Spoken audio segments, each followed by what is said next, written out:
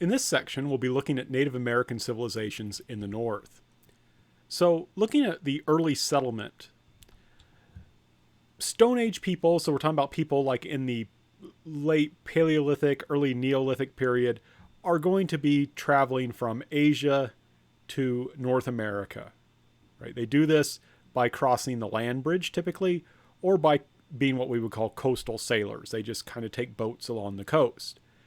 And in this way, this is how people get here. But of course, what's going to end up happening is that eventually the ice age that made possible the land bridge will end, and you will have a greater gap that is very difficult for people to cross. So I just want to stress that what ends up happening is the Americas are going to be comparatively isolated from Africa, Europe, and Asia. So that's one of the things that makes the Americas so interesting, because you've got Africans, Europeans, and Asians, in some conversation with each other, but they're pretty much able to develop their own way. And then you've got the Americas, which are not going to be talking to Africa, Europe, and Asia. They're going to be developing their own civilizations their own way. And it's kind of interesting to see what they do. It's different, and I think it's fascinating. Now, focusing though more on North America, and it's confusing because remember, Mexico is in North America. Modern day Mexico is here. We're focusing on this part. We're going to talk about the area of Mesoamerica, this area here, and South America later. But people are sometimes confused and think that North America talks about the United States and Canada. No, it includes Mexico too. But in any case, the area here is going to be made up, the Americas, just like Europe, Asia, and Africa, is made up of diversity of people. And there's a lot of different kinds of geographic features as well, which of course impacts how human beings and human civilizations develop. Now, there's some challenges to studying the history in North America minus Mexico, right? So this kind of drives me nuts that it's difficult to kind of talk about this in a sense, because geography and cultural boundaries are a little bit different here. But basically, if we're studying the people in this area, right, modern day United States, Canada, we'll say for simplicity, for the most part, the people here were at a tribal level of organization, right? So they didn't develop like governments. They didn't develop writing.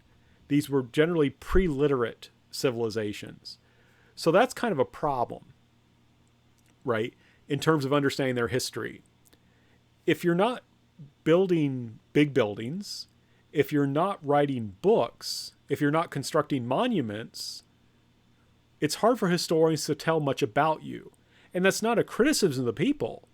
As I've said early on in this class, being at a Stone Age level of technology, living in a tribal organization is not necessarily a bad thing. There's a lot of good things to it. Like I said, people typically who live in tribal organizations, at least today, don't commit suicide, right? They're living in a traditional society like that. Suicide rate's almost nothing. But the problem is for historians trying to recreate their lives, we can't if we don't have writing, if we don't have monuments, things like that. You can find arrowheads, but that doesn't tell you much other than that they can make arrowheads and they hunted. And there's also a problem. There's little archaeological evidence, right? Again, arrowheads, pieces of pottery are good. They can tell you something, but they can't tell you as much as, say, a pyramid could tell us, like an Egyptian style pyramid or something like that, right? So there's a lot of neat stuff going on here. We just don't know about it. One important kind of bit of archaeological evidence that still exists are the North American mounds, right? There's people called mound builders, and the primary in the present-day United States, these people, that they left behind kind of man-made hills. And this is a picture I took from Angel Mounds. I'm from Indiana. We lived in Newburgh, Indiana, in southern Indiana for a long time. It's along the Ohio River. And just a few minutes from our house, there you could find the remains of this Native American civilization. And this mound that they built here, it's very simple. This was probably just where they had like a castle, like they had fortifications here. But sometimes they had burial mounds. They had temples on their mounds. And sometimes people could build mounds like this, right? This was built in Ohio. This is a snake. It's either eating an egg or the sun. I'm not sure. But this is really well done. And this is probably taken from like a drone or a helicopter or airplane. It's taken from the air. They weren't they didn't have the benefit of being up in the air, right? They were building this from the ground, and they still made a really impressive snake. So even though these people, in a sense, they left behind rather simple archaeological evidence, it testifies that they were human beings who had complex worldviews. A snake probably had something to do with religious views, for example. They had a complex worldview, were capable of mobilizing labor. One person can't do this. And they were able to plan things, right? Again, this is, I think, pretty impressive. So among these North American Indians, these North American Native Americans, one of the major civilizations we have is that of the Mississippian mound builders. And this exists between about 800 to 1500 AD. And you can see that, like other civilizations we talked about, they are centered around rivers. Remember I said my family in Indiana, we lived along the Ohio River. That's why that town was there. They lived along the rivers. So they're going to build not quite city-states. They don't really get into the tens of thousands, but they build what I would call town states of several thousand people. So they're not having tens of thousands of people, but several thousand.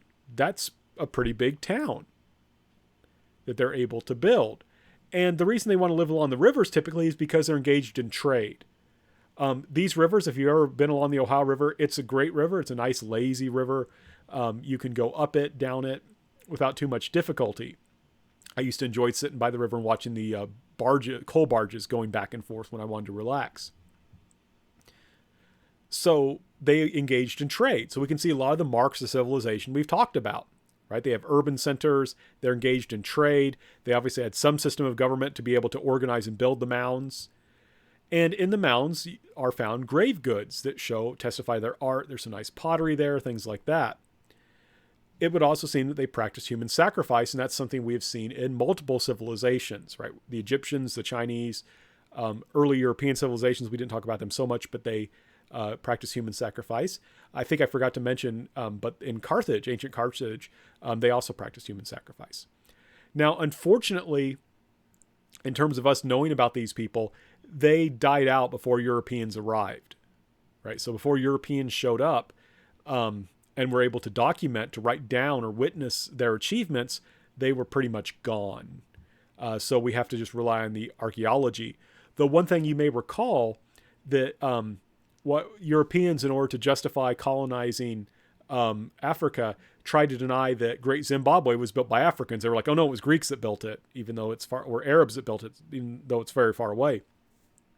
You had the same thing here, where people of European descent tried to argue that, well, the Native Americans never could have built this.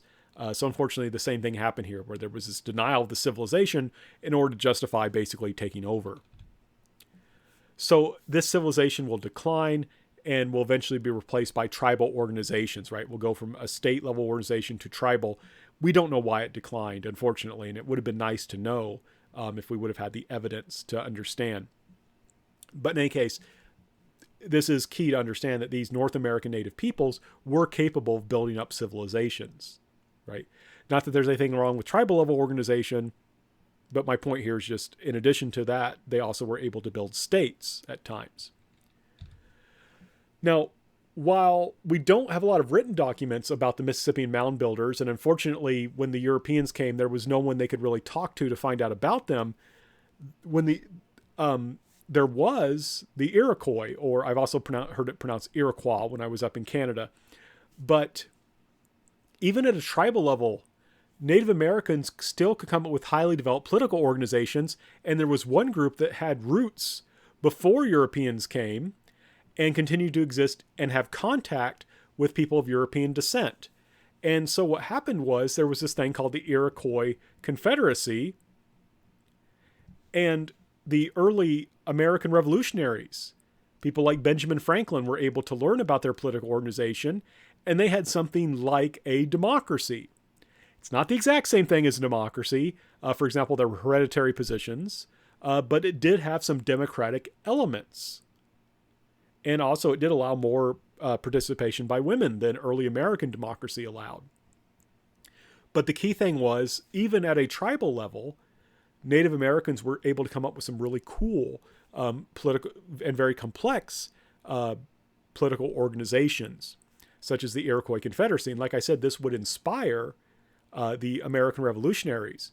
Remember, people told the American revolutionaries that you can't have a republic. You got to have a king. People can't have a government without a king.